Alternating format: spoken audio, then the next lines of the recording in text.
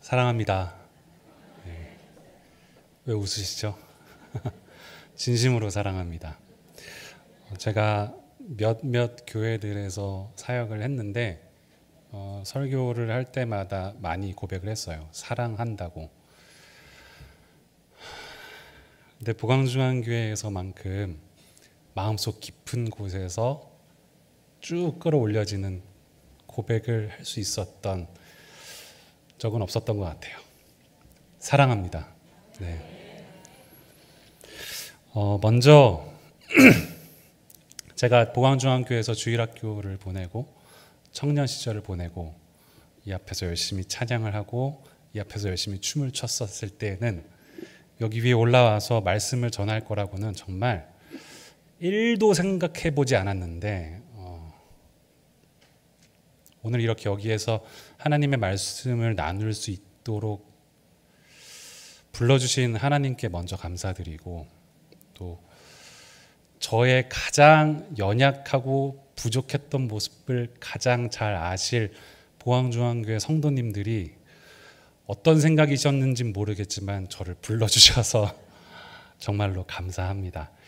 이 시간 하나님의 말씀을 나눌 때 저의 부족하고 연약했던 모습들이 아닌 온전한 하나님의 은혜만 우리 가운데 가득하시기를 간절히 바랍니다.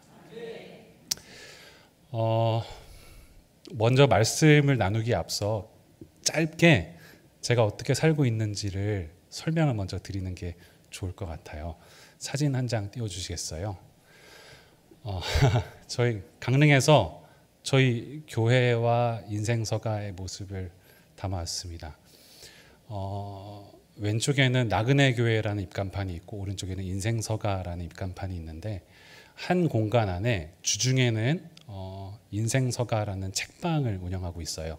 책과 음료를 통해서 교회를 다니든 다니지 않든 어떤 종교를 가지고 있든 종교가 없다고 말하든 누구든지 들어와서 같이 책도 보고 또 같이 음료도 마시면서 이야기 나눌 수 있는 공간을 주중에 운영하고 있고요. 주일날에는 나그네 교회로서 예배를 드리는 그런 공간을 함께 운영하고 있습니다. 나그네 교회의 성도는 무려 5명이나 됩니다. 저도 있고요, 제 아내도 있고요, 저희 첫째, 둘째, 셋째까지 이렇게 있습니다. 제가 그 청년부 목사를 할 때는 제가 담당하고 있는 청년 아이들이 한 200여 명 됐었는데 이름 외우기가 너무 힘들었었어요. 그리고 그 다음에 교구를 잠깐 맡으면서 일했었던 교회도 제가 맡았던 교구가 350에서 380세대 정도 됐는데 너무 이 권사님 이름 틀리면 안 되는데라는 생각으로 너무 힘들게 있었는데 지금은 전혀 그런 걱정 없이 잘 지내고 있고요. 가족만큼 같이 예배드리는 게 힘든 사람들은 없구나라는 것도 느끼면서, 하지만 누구보다도 깊은 사랑으로 간절한 믿음으로 기도하면서 이렇게 같이 예배드리고 있습니다. 나그네 교회는 제가 나그네 교회라고 이름을 이제 정하기까지 어떤 이름으로 교회를 개척할까 고민하다가 이 땅에서 영원히 살 것처럼 살지 말자. 이 땅에서는 잠깐 있다가 영원히 살 나라를 가야 되는데 이 땅에서 죽지 않을 것처럼 살지 말자라는 생각을 가지고 나그네의 정체성을 갖자라는 마음으로 나그네 교회라는 이름으로 교회를 시작했고요. 인생서가에 대한 소개도 잠깐 드리자면 책방이 그렇게 크지가 않아요. 작으니까 그 정확한 주제를 정해놓고 그 주제에 맞는 책들만 모아놓고 있는데, 그 주제는 죽음이라는 주제예요. 나그네의 정체성을 가지려면은 이 땅에서 우리가 언젠가 죽는다는 걸 알아야 되니까 그 죽음이라는 주제를 가지고 책을 많이 큐레이션 해놨어요. 그렇다고 무거운 주제는 아니고요. 죽음이라는 거를 기억한다면은 오늘을 지혜롭게 살 수 있거든요. 죽어가시는 분들의 인생의 후회 이야기를 들어보면 오늘은 어떻게 살아야 되는 거구나, 진짜 중요한 건 어떤 거구나라는 걸 알 수 있어서 그런 책들을 많이 보유하고 있고 또 그런 책으로 사람들과 소통하고 있습니다. 강릉에 놀러 오시면 꼭 찾아와 주셨으면 좋겠습니다. 말씀 나누겠습니다. 오늘 본문 말씀에는 의인을 위하여 죽는 것이 쉽지 않고 선인을 위하여 용감히 죽는 자가 간혹 있다라고 말씀하십니다. 그런데 예수님은 의인이나 선인도 아니고 무려 죄인을 위해서 죽으셨다라고 말씀하시죠. 여기서 핵심은 의인, 선인, 죄인이 아니죠. 그게 핵심일 리가 없습니다. 여기서 핵심은 타인을 위해서 죽을 수 있느냐, 그런 사람이 있느냐라는 거죠. 의인이든 선인이든 죄인이든. 저만 해도 제가 지금 당장 생각할 수 있는 가장 의로운 사람, 가장 깨끗한 사람, 가장 착한 사람을 제 머릿속에 떠올려보고 그 사람을 위해서 내가 죽을 수 있는가를 스스로에게 질문해 본다면 그럴 수 없습니다라고 말할 것 같아요. 여러분도 아마 그러시지 않을까요? 여러분이 가장 착하다고 생각하는 사람, 가장 의롭다고 생각하는 사람을 떠올려봐도 가장 깨끗하다고 생각하는 사람이라 할지라도 그 사람을 위해서 목숨을 내어줄 수는 없을 겁니다.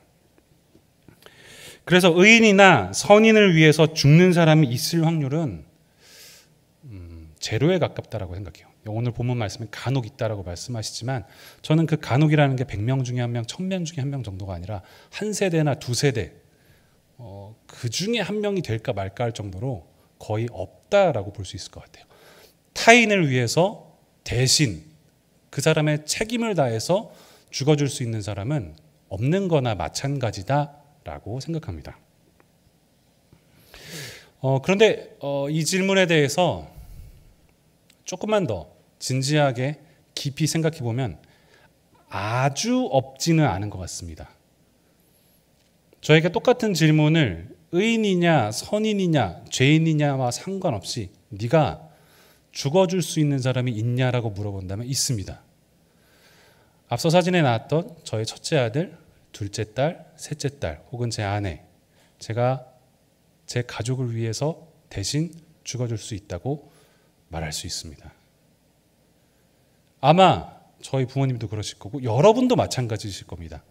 여러분의 자녀를 위해서라면 내 자녀가 의로워서가 아니라 착해서가 아니라 내 자녀가 죄를 지었으니까 할 수 없다가 아니라 내 자녀가 의롭든지 의롭지 않든지 착하든지 나쁘든지 상관없이 자녀를 위해서라면은 그 책임을 내가 대신 지고 죽어줄 수 있기까지 하다라고 누구나 고백할 수 있을 겁니다. 아마 이 고백에 대해서는 간혹 그러지 못하겠다는 사람이 있을지 몰라도 대부분의 경우에는 그렇게 하겠다라고 쉽게 대답할 수 있을 것 같습니다.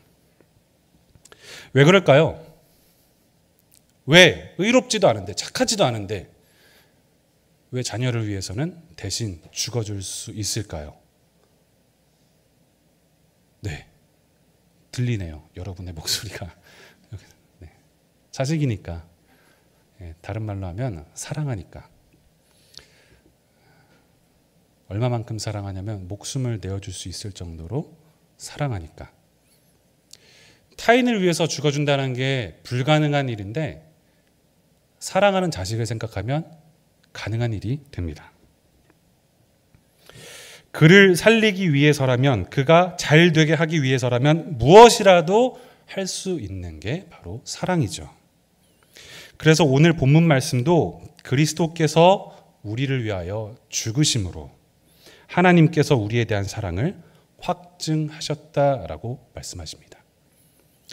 저는 죽으시지 않았다면은 우리를 이용하려고 했었을 거야, 그건 진짜가 아닐 거야 라고 의심할 수 있지만 십자가 위에서 죽으실 때 그 누구도 사랑하지 않아라고 의심할 수 없게 되었다, 확증되었다라고 믿습니다. 하나님이 우리를 정말 사랑하셔서 예수님께서 우리를 위해 대신 죽어주셨다라는 거죠.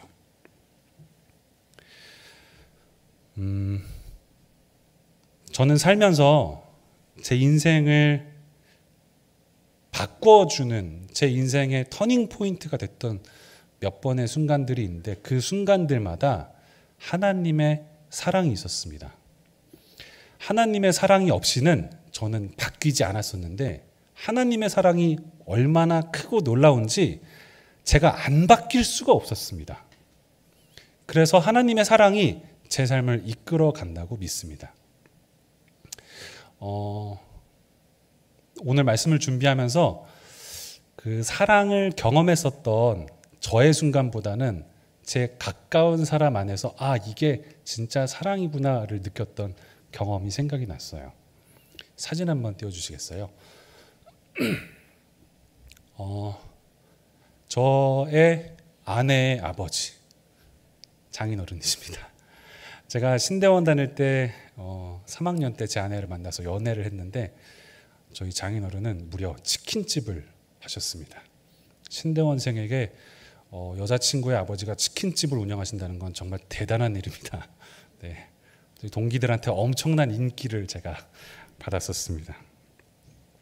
이 사진은 제가 저희 장인어른께서 치킨집 운영을 이제 마지막으로 하시는 날 마지막 뒷정리하시는 모습을 제가 뒤에서 지켜보고 있다가 담은 장면입니다. 제가 정말 좋아하는 사진인데 저희 장인어른은 2017년 11월에 먼저 하늘나라에 가셨습니다. 간암으로 2년 정도 조금 넘게 투병 생활을 하시고 11월에 가셨는데 지난주에도 제 아내랑 이야기를 하면서 그 시간이 참 감사했다라고 고백했어요. 투병 생활을 하면서 힘들고 어려웠던 것, 불평하고 고통스러웠던 것이 기억이 나지 않고 그 모든 과정 속에서 하나님이 함께 하셨다라는 감사의 고백이 있었습니다. 하지만 그 마지막 돌아가시기 전 마지막 2달은 정말 많이 힘드셨던 것 같아요. 거의 2달 동안 거의 못 드셨어요. 장인어른이 마지막 2달 동안 거의 못 드시니까 그 딸인 제 아내가 평상시에 아버지께서 뭘 좋아하셨는지를 생각하면서 당연히 그 음식들을 계속 만들었었죠. 그래도 많이 드시진 못하셨어요. 그러다가 11월에 어느 날 장인어른이 아침에 일어나셔서 몸이 많이 불편하셨는지 이제 집에 있기 어렵겠다. 이제 병원에 가야 될 것 같으니 119를 불러달라고 말씀을 하시고 혼자 화장실에 들어가셔서 샤워를 하시고 나오셔서 옷을 갈아입으시고 대기해 있는 119 차를 타러 내려가시면서 제 아내에게 이렇게 말했어요. 제 아내 이름이 금주입니다. 금주야, 닭죽 못 먹고 가서 미안하다. 제 아내가 계속 못 드시니까 닭죽을 평소에 닭을 좋아하셨어요. 그래서 치킨집을 하셨는데 그러니까 많이 못 드시니까 죽으로 만들어서 닭죽을 만들어 놨는데 그 전날 몸이 계속 힘드시니까 아예 한 숟갈도 못 드셨던 거예요. 그래서 이걸 아예 못 먹고 가는 게 미안하다고 제 아내한테 말씀을 하셨죠. 근데 제 아내가 육성으로 들은 마지막 말씀이 그게 됐어요. 제가 이렇게 생각해 보니까 저희 장인어른은 아셨을 것 같아요. 내가 이제 이 집 문으로 나가면 다시 이 집으로 들어오기 어렵겠다. 그렇게 계속 못 드셨으니까 아마 당신의 생명이 꺼져가는 걸 느끼셨을 것 같아요. 어쩌면 이게 내 딸에게 할 수 있는 마지막 말일 수도 있겠다라고 생각하셨을 것 같아요. 사람에게 죽음만큼 무서운 게 없을 것 같아요. 나 이렇게 아프다. 나 이렇게 힘들다. 나 이렇게 무섭다. 나 이렇게 고통스럽다라고 말하실 수 있는 상황인데 그 아프고 힘들고 고통스러운 상황에서 그 닭죽이 뭐라고 닭죽 별거 아닌 건데 그거 못 먹어서 미안하다고 말씀하시더라고요. 저희 장인어른께서는 당신의 고통, 아픔, 절망, 당신의 두려움 그것보다도 딸이 해놓은 거를 먹지 못했다는 그 음식에 대한 정성에 대한 미안함이 더 크셨던 거예요. 당신이 그렇게 아프시고 그렇게 두려우실 텐데 이제 마지막일지도 모르는 그 순간에 그 닭죽 못 먹어서 미안하다는 말을 남기고 가셨다는 거죠. 저는 이 말 안에, 이 문장 안에 사랑이 담겨 있다고 생각합니다. 자녀에 대한 사랑, 내 아픔보다도 너에 대한 걱정, 너에 대한 미안함, 그게 더 큰 거죠. 누가 봐도 죽음을 앞두고 있는 사람이 훨씬 더 힘들 텐데, 그 두려움이 더 클 텐데, 당사자인 본인은 내 두려움이나 내 아픔, 내 고통보다도 그 닭죽에 대한 미안함이, 나를 위해 만들어준 음식을 먹지 못했다는 그 미안함이 더 컸다라는 거죠. 누가복음 23장 34절에 보면요, 예수님께서 십자가 위에서 하시는 말씀이 나옵니다. 같이 한번 읽어보실까요? 시작. 이에 예수께서 이르시되 아버지 저들을 사하여 주옵소서, 자기들이 하는 것을 알지 못함이니이다 하시더라. 그들이 그의 옷을 나눠 제비 뽑을세. 아멘. 다 아시죠? 예수님께서 어떤 상황이신지.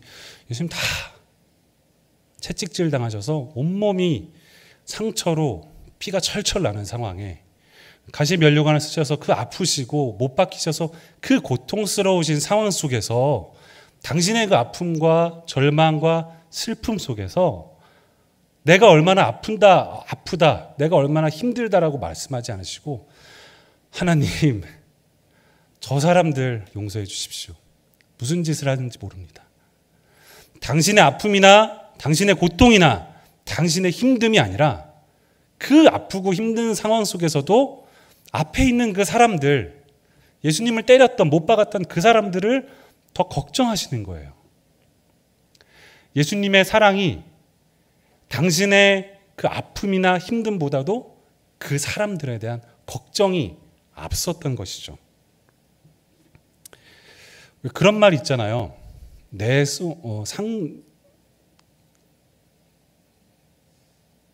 남의 손에 난 칼에 베인 상처보다 내 손에 찔린 작은 가시가 더 아프다. 누구나 다 이 말이 공감이 가시지 않나요? 남의 손이 칼에 베이든 말든 그 손이 칼에 베어도 난 아프지 않으니까. 근데 내 손에는 작은 가시만 박혀도 너무 아프잖아요. 그러니까 남의 손이 칼에 베어도 내 손에 찔린 가시가 나에게 더 아픈 거예요. 근데 사랑을 하게 되면은 이게 반대가 되죠. 내 손에 칼이 베이든 말든 내 손이 잘려 나가든 말든 내가 사랑하는 누군가의 손에 찔린 작은 가시가 더 신경이 쓰이는 거예요. 그게 더 걱정이 되는 거예요. 내가 막 피가 철철 나고 있는데 또 그거 손에 찔린 가시 얼마나 아프니라고 말해줄 수 있는 게 사랑이다라는 거죠. 하나님께서 우리를 사랑하신 방식이 그러했고, 예수님께서 그 하나님의 사랑을 이루시기 위해서 그 길을 걸어가셨습니다. 앞서 말씀드린 것처럼 제 삶에 몇 번 제 삶이, 인생이, 저라는 사람이 바뀌게 되는 계기가 있었는데, 그때마다 하나님의 사랑을 깨달았어요. 하나님의 사랑이 너무 커서 제가 바뀔 수밖에 없었어요. 저는 너무 내성적이어서 사람들이랑 눈도 마주치지 못했었고, 누군가가 저의 이름을 부르는 게 너무 무서워서 들리지도 않는 음악을, 카세트도 CD도 연결되어 있지 않는 헤드폰을 끼고 다니면서 누가 저를 불러도 모르는 척 했었던, 지금 여기에 이렇게 서 있는 것 자체가 말이 안 될 정도로 내성적이었던 사람이었는데, 하나님의 사랑을 경험하고 난 다음에 누군가에게 그 사랑을 말하지 않으면 참을 수 없는, 내가 그 사랑을 말하지 않으면 왠지 거짓된, 나에게 거짓된 삶을 살고 있는 것 같은 그 두려움이 더 커졌었거든요. 로마서 8장 38절부터 39절에 보면 이런 말씀이 나옵니다. 제가 정말 사랑하는 말씀인데요. 내가 확신하노니 사망이나 생명이나 천사들이나 권세자들이나 현재일이나 장래일이나 능력이나 높음이나 깊음이나 다른 어떤 피조물이라도 그 무엇이라 할지라도 우리를 우리 주 그리스도 예수 안에 있는 하나님의 사랑에서 끊을 수 없으리라. 아멘. 삶이 쉬운 사람이 없을 거예요. 삶에는 고난이 반복되니까. 그게 재정적인 걸 수도 있고, 건강의 문제일 수도 있고, 관계의 문제일 수도 있고, 가정 안의 문제일 수도 있고, 회사나 다른 일들일 수도 있어요. 어떤 거든지 간에 문제가 있을 수 있죠. 아니, 없는 사람은 없죠. 저도 그렇고요. 그런데 이 로마서 8장 38절 39절 말씀을 보면 그 무엇도 우리가 가지고 있는 그 어떤 어려움이나 고난이라 할지라도 그 무엇도 하나님의 사랑에서 우리를 끊을 수 없다라고 말씀하십니다. 그러니까 사랑하는 여러분, 어떤 일이 닥치든지 간에 얼마나 힘들지 간에 그 누가 뭐라고 한다 할지라도 하나님이 나를 사랑하신다라는 것을 꼭 기억하는 여러분들이 되시길 간절히 축복합니다. 제가 앞서 말씀드린 것처럼 제가 운영하고 있는 책방에는 죽음하고 관련되어 있는 책들이 많이 있는데요. 제가 올해 읽었던 책 중에 되게 인상 깊었던 구절이 있어요. 박중철 님이 쓰신 나는 친절한 죽음을 원한다라는 책입니다. 이 책에는 한국에서 산다면은 대부분 어떻게 죽게 되는지에 대한 현실적인 이야기를 나누기도 하고 죽음이 인생에게 어떠한 가치를 줄 수 있는가를 깨닫게 해주는 내용도 많이 담겨 있는데 이 책에 인간이란 어떤 존재인가라는 설명이 나와 있어요. 이 책에 뭐라고 박충철님이 뭐라고 말하냐면은 인간이란 삶을 통해서 각자가 자기만의 고유한 이야기를 써내려가고 죽음을 통해서 그 이야기를 완성한다라고 이야기해요. 대부분 죽음을 피하고 싶지만 죽음마저도 인생의 한 부분이라는 거예요. 그런데 저도 그렇고 여러분도 그렇고 지금 각자가 지금 이 시간에도 우리 모두가 자기만의 인생 노트를 인생 책의 한 페이지를 써내려가고 있는 거예요. 그 페이지에 그 책의 마지막 페이지에 마지막 문장을 쓰고 마침표를 찍고 나면은 저도 그렇고 여러분들도 그렇고 우리 모두가 다 우리 각자의 인생 책이 완성되는 거예요. 그렇게 죽음으로. 저는 이 문장을 예수님의 생애에 비춰봤을 때 예수님의 삶이 예수님께서 고유한 이야기를 써내려가셨고 십자가 위에서 죽으시고 또 부활하심으로 그 이야기를 완성하셨다라고 믿습니다. 그런데 그 이야기가 바로 하나님의 사랑이죠. 오늘 말씀을 준비하면서 그런 생각이 들었어요. 저도 그렇고 여러분도 그렇고 우리 모두가 각자의 인생 지금 책이 다 쓰여지고 있는 거예요. 지금 그 페이지에 다 보광중앙교회에 앉아서 예배를 드리고 있는 우리의 이야기들이 다 써내려가고 있는데 예수님께서 쓰신 그 이야기, 하나님의 사랑 이야기를 우리의 인생책에서 한 구석에 계속 써주시고 계신 느낌. 우리는 몰라도, 우리는 때론 잊어도 하나님의 그 사랑이 우리의 인생책의 매 페이지마다, 매 줄마다 계속 같이 묻어나고 있는 그 느낌을 받았어요. 제가 되게 좋아하는 찬양 중에 아 맞다라는 찬양이 있어요. 제목도 되게 특이하죠. 아 맞다라는 찬양인데 그 내용이 그래요. 내가 살다 보니까 하나님의 사랑을 잡고 있는데 아 맞다. 하나님이 나 사랑하셨지 라는 내용의 찬양이거든요. 혹시 아시나요? 네. 네. 우리가 살다 보면은 힘든 일을 겪어서 하나님의 사랑을 잊기도 하고 그냥 무난하게 살아서 잊기도 하고 너무 맛있는 음식을 먹어서 하나님의 사랑을 잊기도 하고 안 그랬으면 좋겠는데 너무 좋은 일이 생겨서 하나님의 사랑을 잊기도 해요. 그런데 매 페이지마다 하나님의 사랑이 함께 하신다는 것을 꼭 기억하셨으면 좋겠습니다. 절망의 때에도 기쁨의 때에도 힘들 때도 어려울 때도 하지만 즐거울 때도 힘이 날 때도 언제나 하나님의 사랑이 우리 인생책에 함께 한다는 것을 기억하시면서 늘 하나님의 사랑 안에서 승리하는 보광중앙교회 성도 여러분들 되시길 간절히 축복합니다. 함께 기도하시겠습니다. 사랑하는 하나님 아버지 감사합니다. 하나님께서는 우리를 얼마나 사랑하시는지 독생자 예수 그리스도께서 죽으심으로 그 사랑을 확증하셨습니다. 그런데 우리는 참 미련한 사람들입니다. 이 세상을 살다 보면, 또 먹다 보면, 자다 보면, 일하다 보면 바쁘다고, 지루하다고 어느 순간 하나님의 그 위대한 사랑을 잊곤 합니다. 오늘 이 시간 우리를 향한 끝없는 하나님 아버지의 사랑을 다시 한번 깨닫게 해주시고, 그 어떤 높음도 기쁨도 사망도 생명도 어떤 권세도 어떤 절망이나 고난도 끊을 수 없는 하나님의 사랑을 기억하며 우리의 삶의 이야기를 완성하는 그 순간까지 하나님의 사랑을 붙잡고 살아가는 그리스도인이 되게 하여 주십시오. 연약한 죄인인 우리를 사랑해 주셔서 감사합니다. 예수님의 이름으로 기도합니다. 아멘.